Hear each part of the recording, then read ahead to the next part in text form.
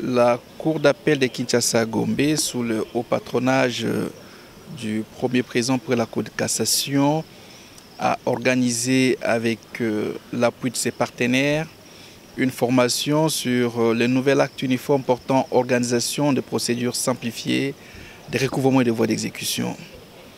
Le roi Louis XIV disait « Un homme non informé a le droit de mal raisonner ». C'est autant dire que les magistrats, les avocats, les huissiers de justice ainsi que les juristes d'entreprise qui ont participé à cette session de formation de 4 jours ont eu à comprendre cette pensée de Louis XIV pour éviter de mal raisonner. Ni l'avocat, ni le magistrat, personne d'entre les deux a le droit de mal raisonner dès lors qu'ils tiennent le destin, les intérêts pour les avocats, les grands intérêts de leurs clients, et les magistrats, ils sont appelés à rendre une justice équitable, rendre la justice qui est une vertu cardinale pour toute société, une justice qui élève une nation. Nous sommes heureux d'avoir vu plus de 100 personnes réunies interagir avec des formateurs aguerris qui ont eu à participer à l'élaboration, sinon à contribuer à travers leurs avis. Nous avons vu 2 juges, 2 anciens juges de la CCJA qui ont eu plus de 7 ans d'expérience au niveau de la Cour commune de justice et d'arbitrage. Nous allons continuer dans le cadre de la Commission nationale OHADA. Il a été impérieux de former les magistrats, les juges, les avocats, les huissiers de justice, les juristes de banque, en fait tous les acteurs qui entrent dans le cadre de cette opération-là, des procédures simplifiées, des recouvrements de voies d'exécution. Donc nous sommes retrouvés autour d'une même table, nous avons fait des échanges fructueux pendant ces 4 jours. Nous avons eu à dérouler article par article de toutes les innovations qui ont été portées par le nouvel acte uniforme.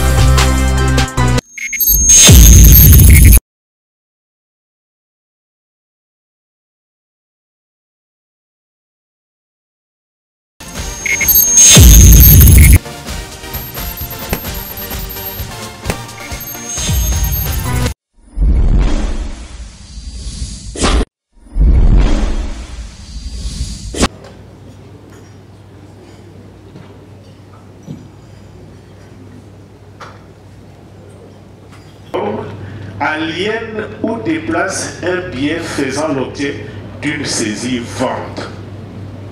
Je crois que je viens de lire ça. L'article 335, 118 du présent acte uniforme. Les articles 115 et suivants du présent acte uniforme aliènent les biens aux commentaires. Après, article 335-5, encore une faisant l'objet d'une saisie revendication. Article 313 qui, en violation de l'interdiction prévue par l'article 3.2, pose qu'en cours une sanction pénale, le débiteur ou le tiers détenteur déplace un bien faisant l'objet d'une saisie conservatoire pour les pâturages, le bétail objet d'une saisie sans en avertir l'exécution qui détourne de leur finalité des renseignements communiqués dans les conditions prévues et qui soulève pas mal de en droit congolais. La loi bancaire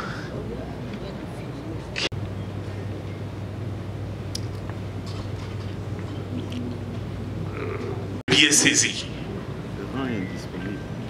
Et il y a lieu de se poser la question de savoir, est-ce que c'est parce que que l'on peut se poser concernant ces dispositions pénales, surtout la dernière, c'est-à-dire l'article 175 de la loi bancaire. Quand est-ce qu'on peut parler qu'il y a? Est-ce qu'on peut réunir, on peut dire quand est-ce que tous les éléments constitutifs d'une infraction, de l'infraction sont établis, sont réunis par le fait simplement que l'huissier se présente pour pratiquer la saisie. Il y vient, c'est pour pratiquer la saisie. Il n'a pas encore pratiqué la saisie ou il y pratique la saisie. Est-ce que le fait de pratiquer la saisie dans la procédure prévue dans l'acte uniforme, est-ce que l'infraction est consommée au moment où l'huissier se présente auprès du tiers saisi? Je prends ici l'exemple précis des saisies sur les avoirs en banque, sur les créances de manière générale. Pourquoi il y a lieu de se poser cette question? Parce que l'huissier, quand il vient avec un acte de saisie.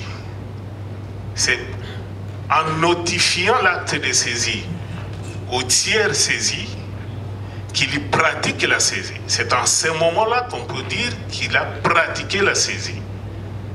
Mais lorsqu'il pratique la saisie, il est censé ne pas connaître en matière de saisie sur les créances et saisie auprès des établissements de crédit. Il ne connaît pas si le débiteur saisi a des comptes auprès de l'établissement de crédit. Il vient en fait dans un premier temps, quand il signifie l'exploit de saisie, l'objectif pour lui c'est de pouvoir avoir la déclaration et savoir si il y a des avoirs à saisir ou non. C'est seulement lorsque le tiers saisi fait la déclaration qu'il pourra, l'huissier, prendre connaissance du fait que il y a des avoirs insaisissables ou non, ou il y a une saisie pratiquée contre une personne bénéficiaire de l'immunité d'exécution. Alors, à quel moment y a-t-il commission de cette infraction prévue à l'article 175? C'est avant de recevoir la déclaration du tiers saisi ou après avoir reçu la déclaration du tiers saisi. Il y a aussi dans la procédure de saisie auprès des banques, je parle bien des saisies de créances ou des comptes bancaires, après la déclaration du tiers saisi, l'huissier va procéder à la dénonciation de la saisie. Mais moi, ma question demeure, quand est-ce qu'il y a commission de l'infraction le fait de pratiquer une saisie contre les avoirs ou les biens insaisissables? À l'article 64, le même acte uniforme, j'ai vu que, s'agissant de saisie des biens corporels, des biens meubles, le législateur a prévu une étape préliminaire à la saisie. Il est dit quoi? Il est dit ceci.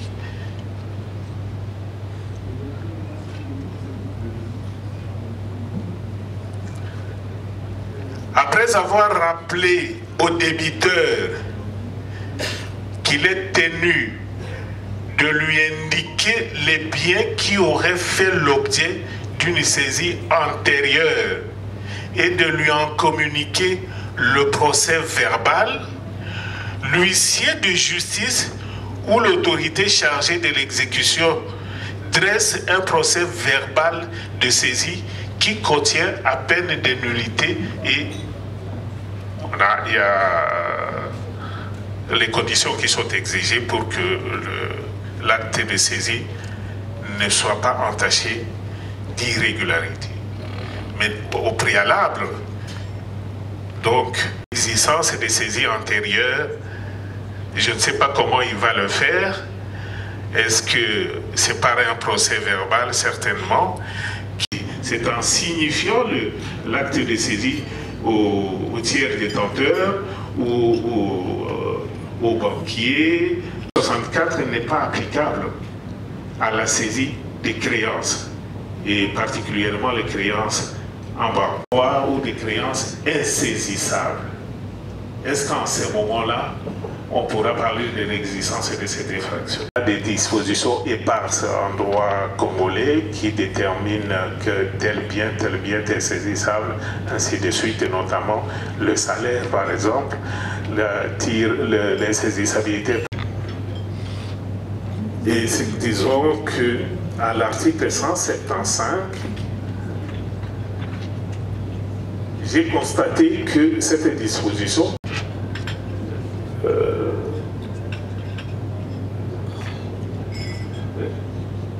oui.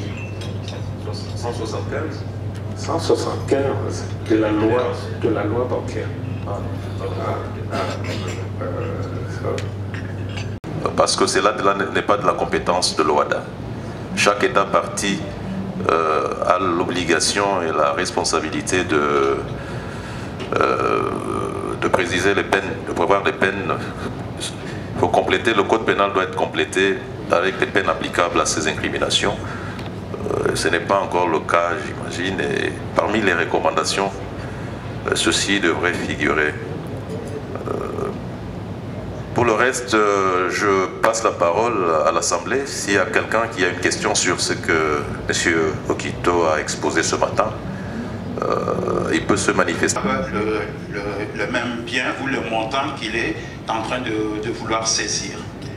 Alors, la deuxième chose, c'est par rapport à quel moment précis on peut constater qu'un huissier a commis une infraction, surtout s'agissant de l'article 175 de la loi bancaire.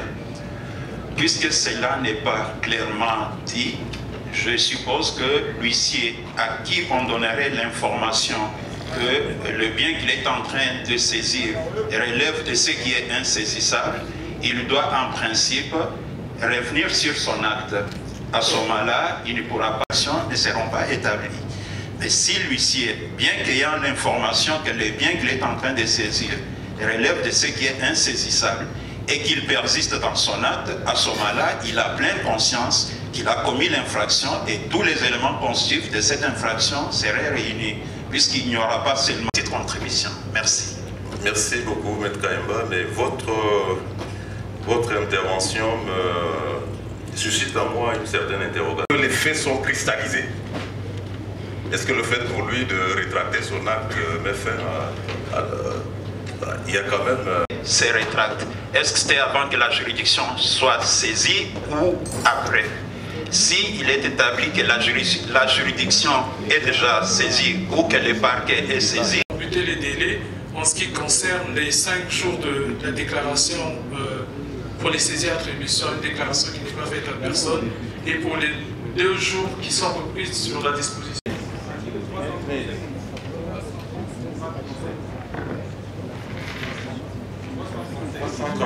Vous voulez dire? Je disais 335, j'ai bien dit ça. On n'a pas prévu de sanctions.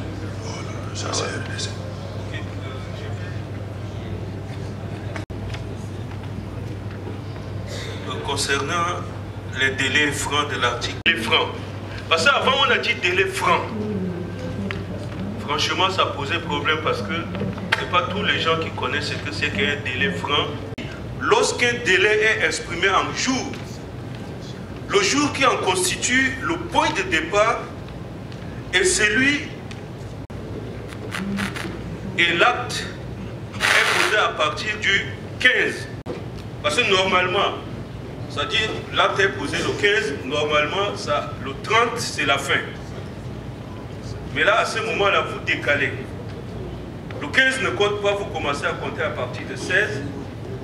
Et le 30 ne compte pas la dernière année qui porte le même quantième que le jour de l'acte de l'événement, de la décision ou de la notification qui le fait courir. À défaut de quantième identique, il expire le dernier jour du mois jusqu'en mars. Non. Voilà comment c'est réglé de façon beaucoup plus précise ici, à l'article 1-14.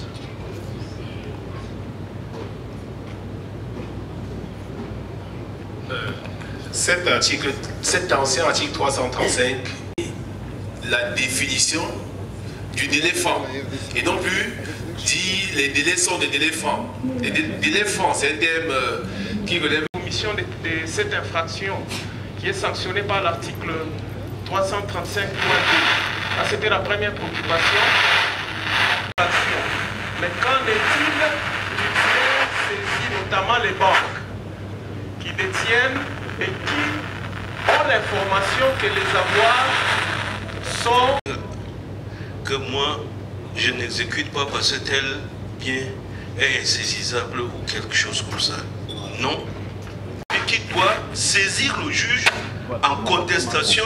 Et c'est lors de cette contestation que le juge, c'est seul le juge qui va dire si oui ou non le bien qui est saisi va faire l'objet d'une saisie. C'est le juge de le faire. Ce n'est je crois que les banquiers qui sont dans la salle, ainsi que les entreprises de télécom, ce qu'on appelle chez nous les établissements, c'est sur le fait que dans l'acte uniforme, chaque partie prenante ou chaque partie qui intervienne, qu'il s'agisse du créancier, qu'il s'agisse du débiteur saisi et surtout du tiers saisi, le législateur a prévu. Mes comptes chez vous sont insaisissables. Moi, je suis bénéficiaire des limites de la saisie. Et ce, dans les délais d'1 mois. Parce que expirer ce délai, il est irrecevable. Même dans cette hypothèse, c'est au débiteur saisi de bien vouloir brandir ça devant le juge de saisie pour obtenir la main levée. Et donc, je ne vois pas... L'huissier et les tiers saisis, principalement les banquiers. Ici, c'est parce qu'on a laissé de le dire qu'il y a deux obligations, celle de déclarer et celle d'indisponibiliser les avoirs. Accède quand même. Et si on réfléchit plus loin, parce que la banque est une personne morale, et s'il s'agit d'une servitude pénale principale, on viserait qui? Le DG qui engage à l'exécution. C'est la loi qui lui fait cette obligation. Donc, la déclaration que le tiers saisit. Et dans le cadre de son obligation de conseil, lui dit ce qu'il faudrait faire conformément à la loi. Parce que le banquier qui ne l'a pas fait, ne soyez pas surpris aussi que le client, le débiteur, vous poursuive pour manquement à votre obligation de conseil. N'est-ce pas? C'est pour cela que nous sommes là. Le juge, il est censé connaître la loi. Mais il y a encore des questions?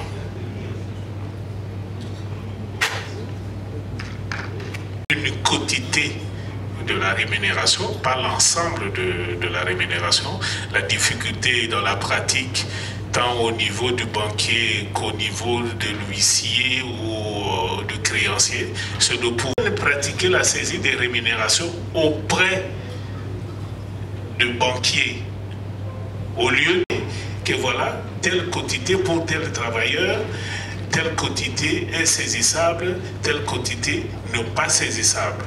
Donc, il faut déplorer le fait qu'au niveau des huissiers, parfois, quand ils pratiquent la saisie sur les rémunérations. l'employeur. Non, l'employeur a demandé au banquier ou a ordonné à son employeur de verser son salaire sur un compte en banque. Je crois que c'est ça. À l'employeur, ouvert dans les livres d'une banque, avec comme libellé compte de salaire, dédié au compte dédié au salaire. Le compte appartient à qui? À l'employeur. Autrement dit, non, à l'employeur. Et ce compte est utilisé pour payer des salaires. Les sommes qui se trouvent dans ce compte appartiennent à l'employeur. Donc tout créancier de l'employeur peut saisir les sommes qui se trouvent dans ce compte. Pourquoi? Parce que tant que le salaire n'est pas versé à l'employé, c'est une ressource de l'employeur. Donc c'est un bien de l'employeur comme tout autre bien. Donc il n'y a que la loi qui est habilitée à décréter les insaisissabilités. L'insaisissabilité n'est pas envoyée également aussi à la loi nationale. Donc, tant que la loi n'a pas déclaré un bien comme insaisissable, ce bien est insaisissable. Je complète Joseph en disant, comme l'a expliqué Joseph, l'employeur et le travailleur, l'insaisissabilité bénéficie à qui? Ce n'est pas. Eh bien, la quotité est insaisissable parce que le président est insaisissable. Immédiatement à la disposition de l'époux commun en bien une somme équivalente à son choix au montant des gains et salaires versés au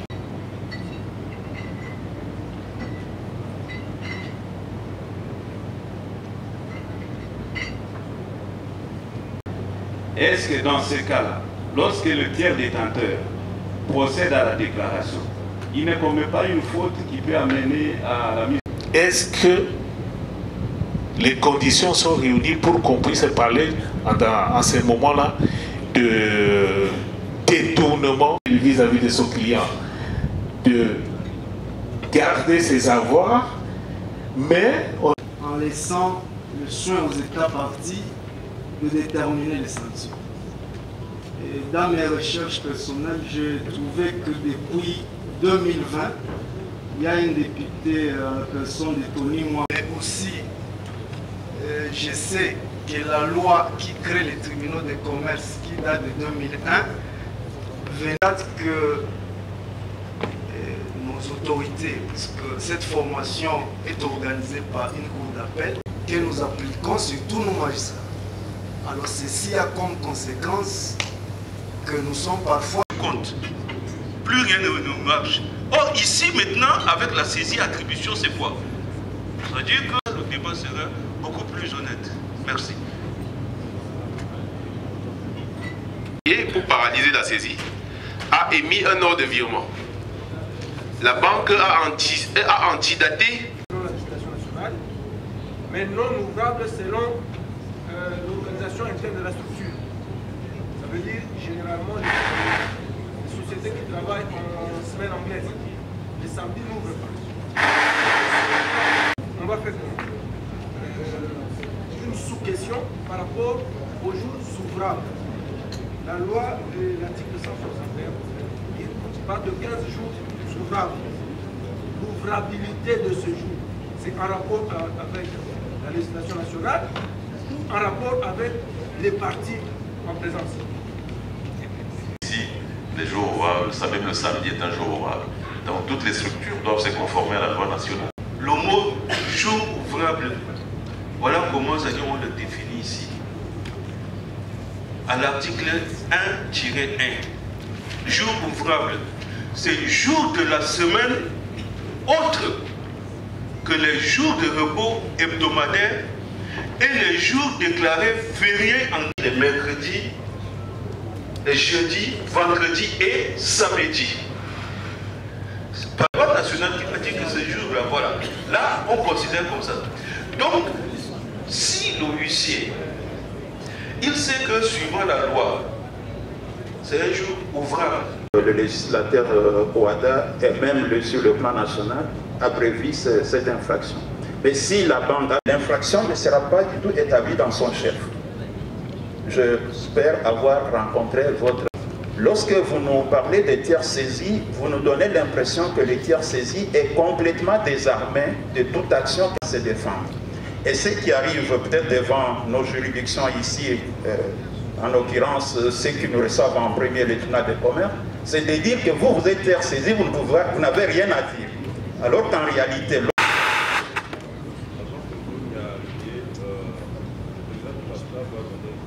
Invoquer des arguments relatifs à la validité. Par exemple, le juge de la contestation annule la saisie. Pour la saisie, et qu'on doit opérer une déclaration, le solde qu'on va communiquer n'est pas banque déjà crédité.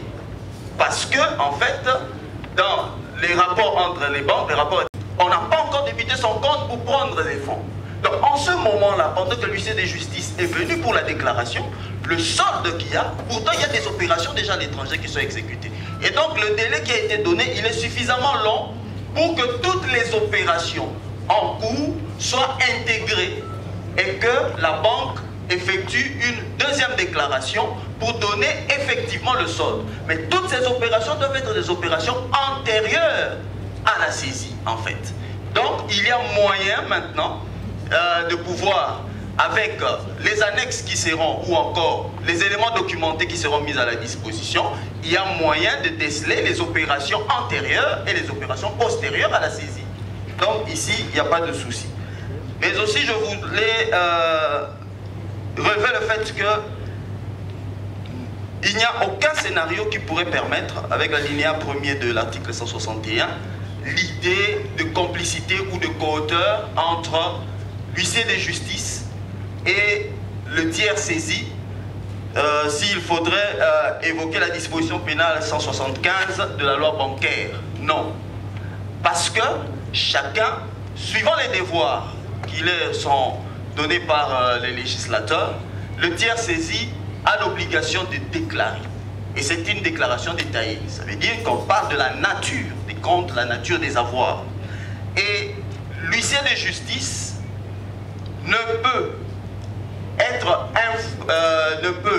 connaître les avoirs saisis que sur base de cette déclaration, insaisissable sur base de cette déclaration. Ça veut dire, l'huissier de justice va pécher dès lors que la déclaration a été faite de manière détaillée, on lui a donné la nature, et qu'il s'obstine à saisir ces avoirs. Des participants, donc je ne sais pas de quel d'entre nous ferait ce mot. Il y aura également un mot des formateurs. Il y aura ensuite lecture de ces recommandations-là. Et puis le mot de Madame le Premier Président de la Cour d'appel.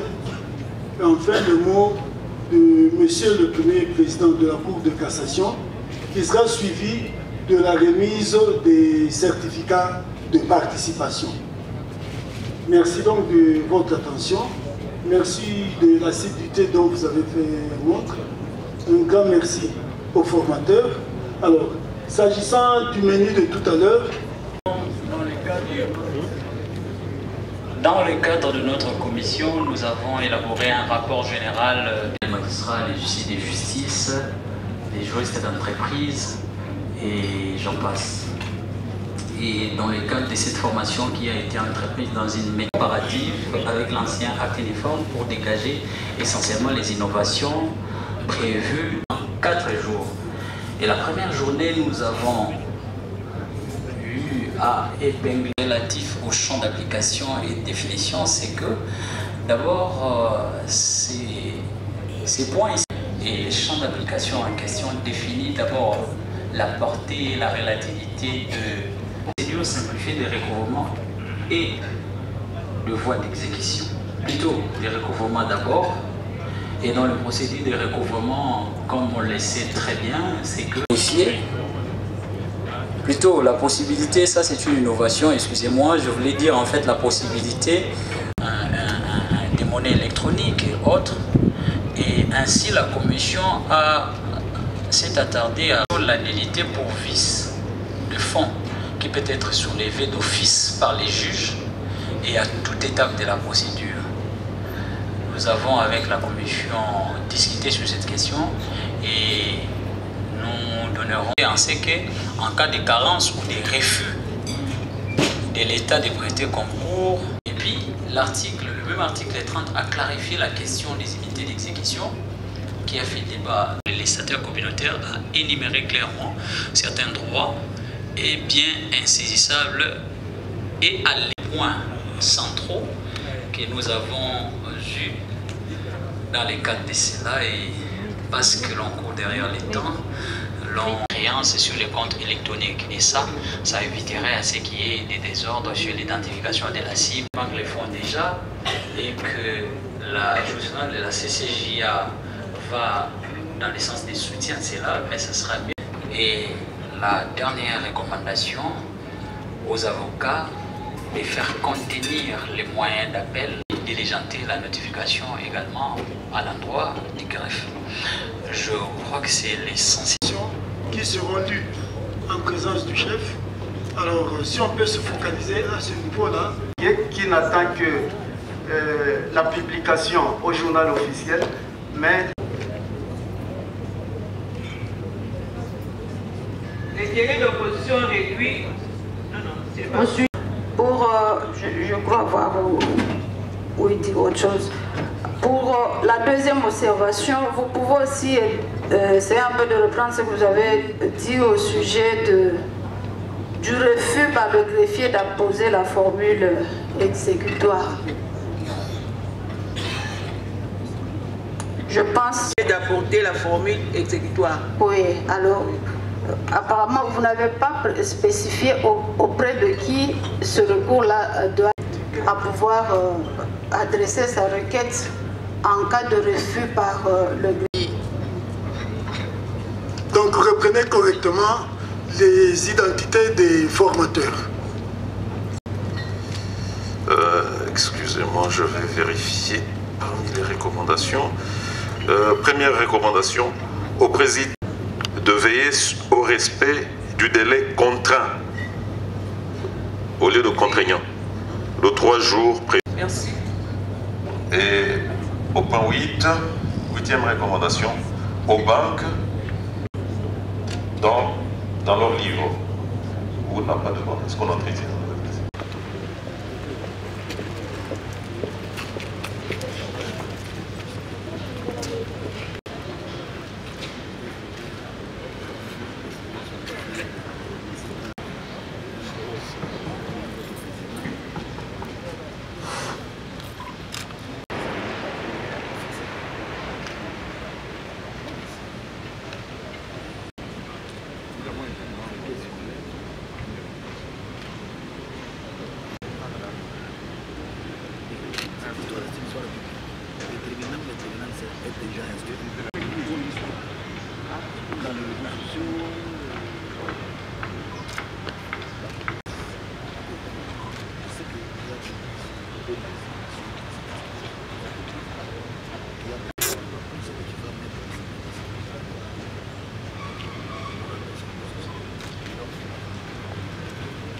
La Cour de cassation.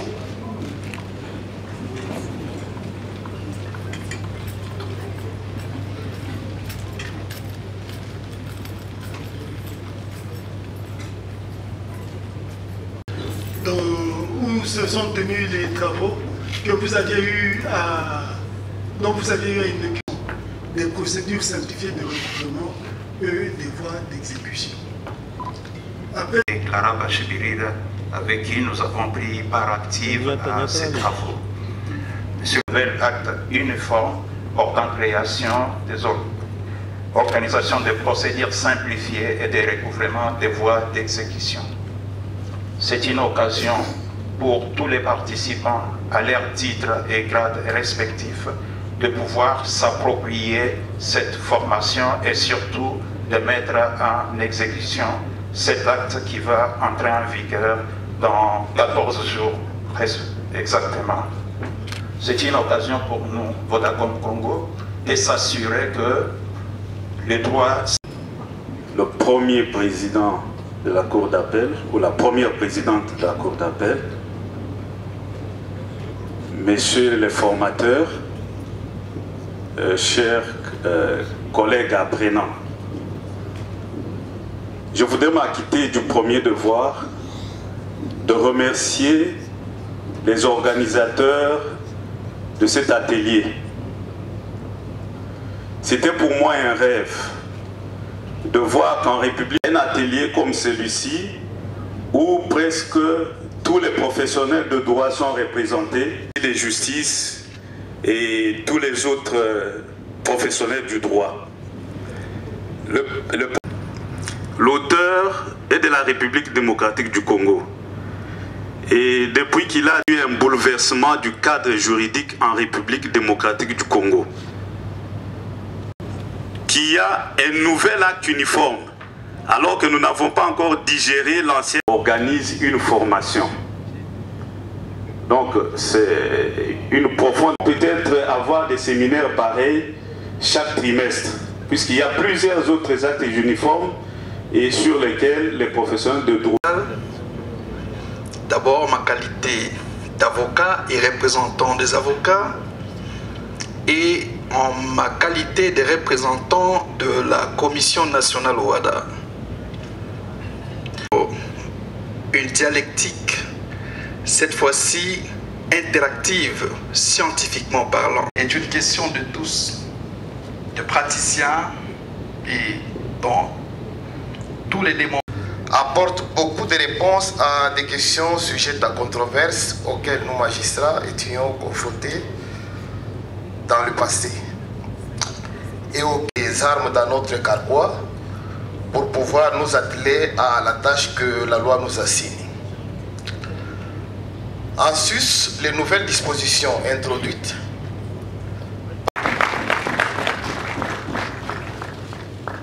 il y a un très important maillon de la chaîne. Grâce pour la chance de participer à cette formation. Mais pour le reste, je remercie la maman de continuer à nous soutenir comme il a tout. Plutôt la lecture du rapport final. Du 31 janvier au 3 février 2024 sur le nouvel acte uniforme portant l'organisation des procédures simplifiées de Ninga, premier vice-président honoraire de la CCGA OHADA, Joseph, pour souligner les innovations. Aperçu général pour la première journée, nous avons déroulé les champs d'application et les définitions, ainsi que les procédures de recouvrement des biens meubles corporels, des défenses à exécution, des saisies du bétail et de biens placés dans un coffre-fort appartenant à Inter, des saisies d'attribution des crédits, de cette disposition, de saisir la juridiction concernée. Aux huissiers, il a été recommandé aux huissiers, Monsieur le Président du tribunal de grande instance de Kinshasa-Gombe, Madame la Présidente du tribunal de grande instance de Kinshasa-Kalamu, Mesdames et Messieurs les participants, du mercredi 31 janvier au samedi 3 février 2024, la formation organisée par la Cour d'appel de Kinshasa-Gombe sur le nouvel acte uniforme portant organisation des procédures simplifiées de recouvrement et des voies d'exécution aura vécu. Pour l'atteinte des objectifs de cette formation, il a fallu compter d'une part sur l'expérience et la dextérité des formateurs et de l'autre sur l'assiduité et la soif d'apprendre des apprenants. Monsieur le Premier Président, il vous souviendra que dans mon discours prononcé à l'occasion du renouvellement de mon serment légal et statutaire, je m'étais engagé à m'investir dans la formation continue des magistrats.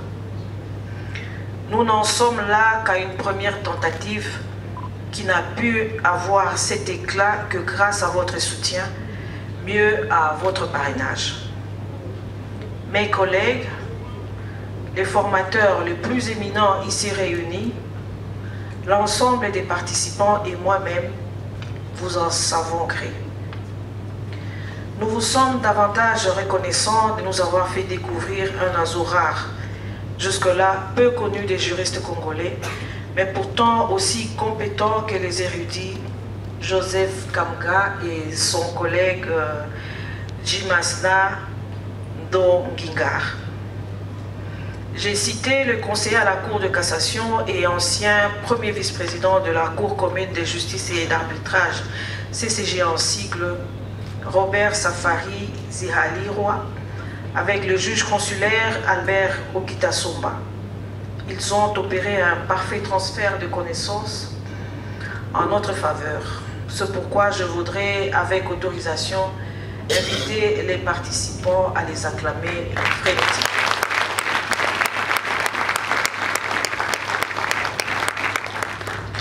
Autant de reconnaissance également à l'endroit de nos bailleurs de fonds, ici représentés par leurs agents que nous avons comptés parmi les participants les plus assidus et de qui nous avons retenu la particularité propre à leur situation, tout comme ils ont intériorisé les exigences de notre beau métier. Je félicite enfin l'ensemble des participants qui se sont soumis à notre horaire très contraignant, tant ils étaient obligés d'arriver dans la salle de formation avant 8h30 pour ne la quitter qu'après 18h. Félicitations à tous. Ceci est le gage de la simulation optimale des enseignements ici dispensés et de l'amélioration de notre jurisprudence. Je reste convaincu que les avocats présents y contribueront. Monsieur le Premier Président, qu'il me soit enfin permis de réitérer qu'avec votre soutien, couplé à celui du Conseil supérieur de la magistrature et avec l'appui des partenaires, nous ferons encore mieux. Je vous remercie. Lorsque nous avons fait, et certains d'entre vous, vous avez fait vos études de droit, soyez en train de travailler, il faut s'y mettre avec beaucoup de volonté pour apprendre et pour se retrouver à l'aise dans l'exercice de nos fonctions, c'est important.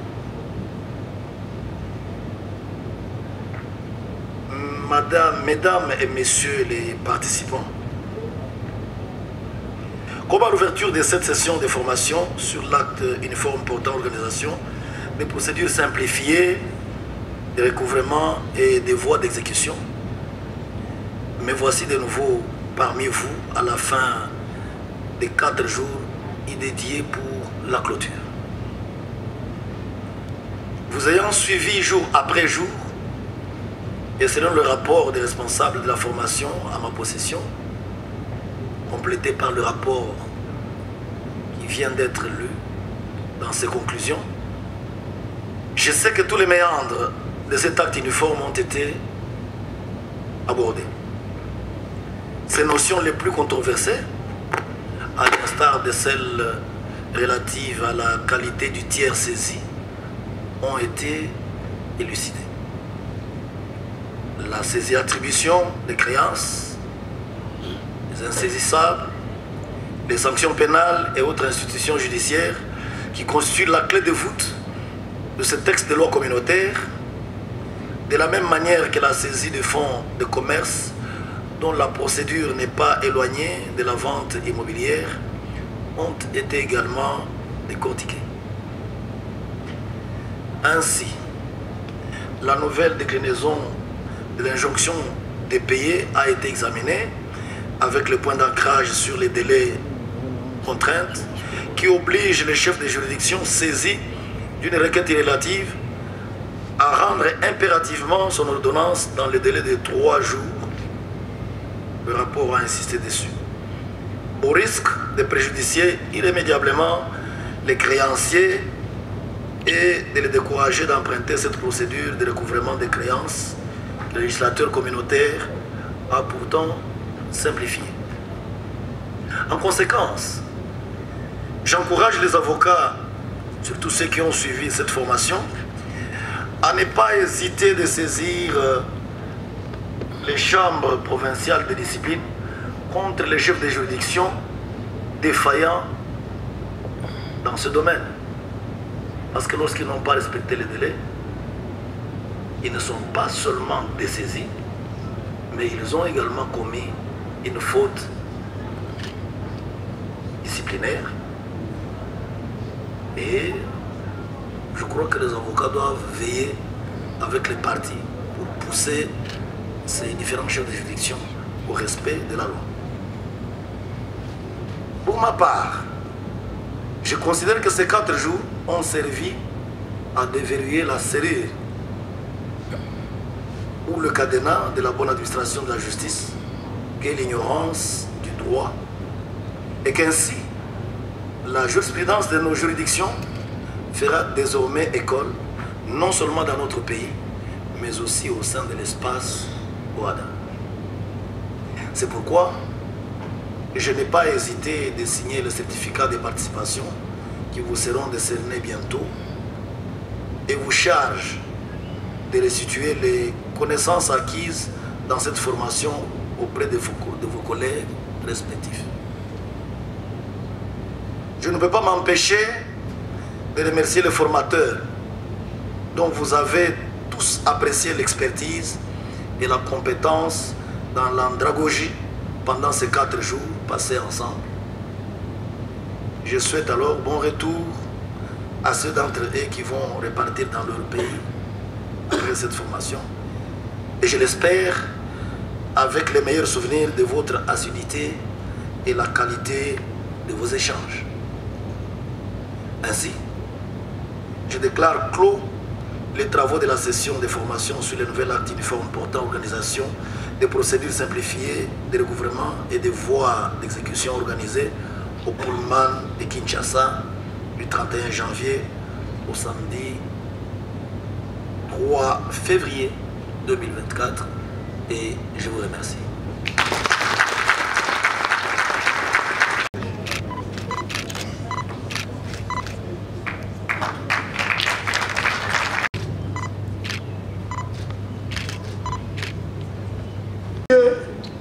Ikombe Yamama.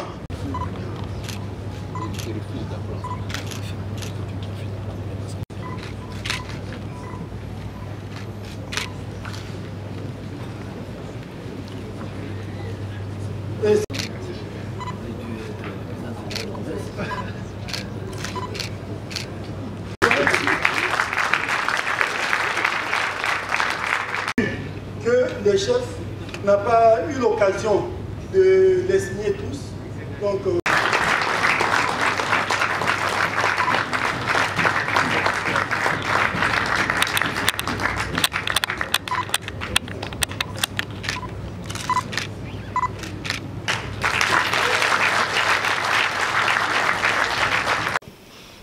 la Cour d'appel de Kinshasa-Gombe, sous le haut patronage du premier président pour la Cour de cassation, a organisé avec l'appui de ses partenaires une formation sur les nouveaux actes uniformes portant organisation de procédures simplifiées, de recouvrement et de voies d'exécution.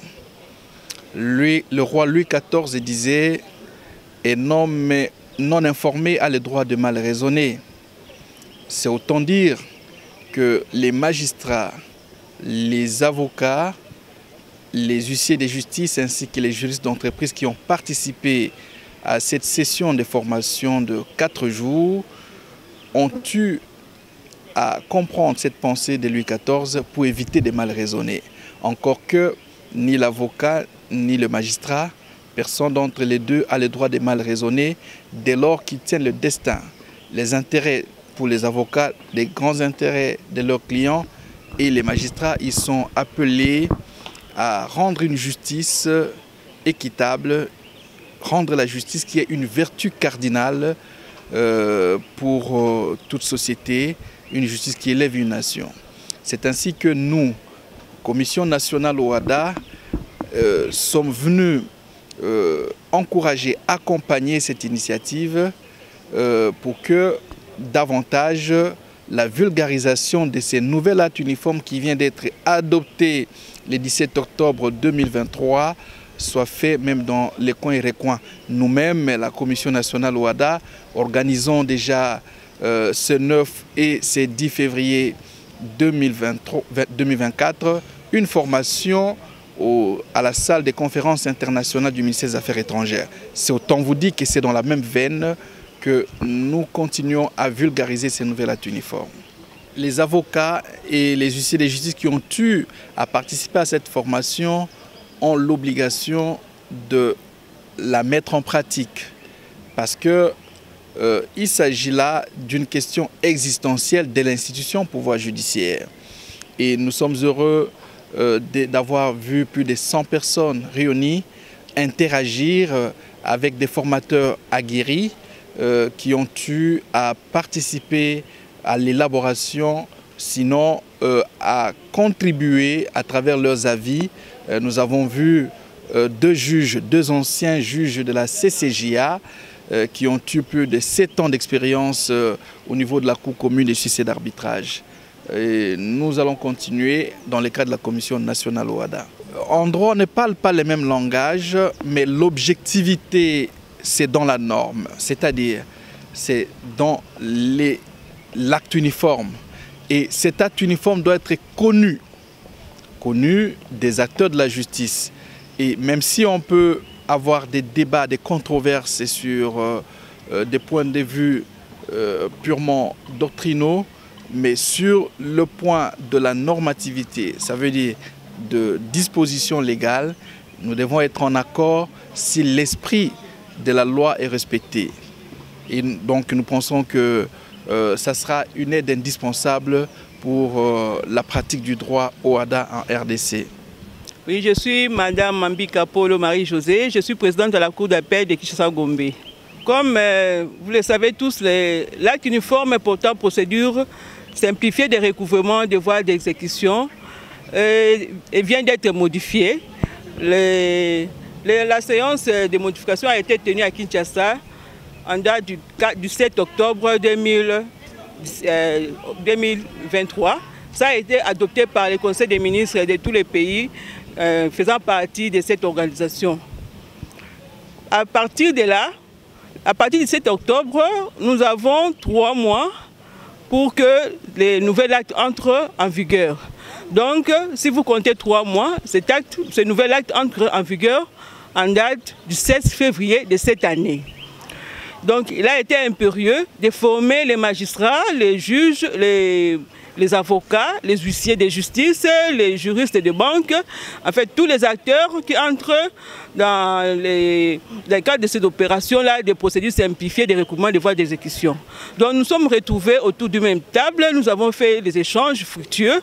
Pendant ces 4 jours, nous avons eu à dérouler article par article de toutes les innovations qui ont été portées par le nouvel acte uniforme.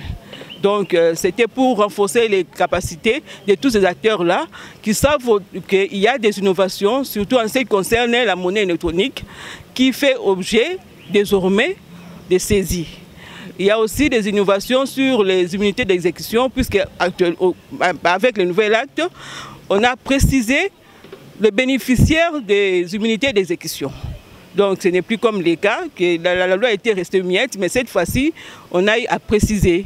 Ce n'est pas toutes les entreprises publiques, ce sont les collectivités territoriales, les établissements publics et l'État. Donc, sur ces points-là, il n'y a plus de confusion possible.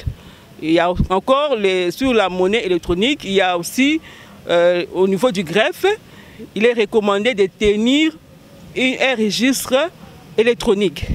Donc, c'est ça les majeures innovations. Il y en a plein, oui. La vulgarisation et le renforcement des capacités de tous les acteurs qui entrent dans les cadres de cette opération-là, des procédures simplifiées de recouvrement et des voies d'exécution.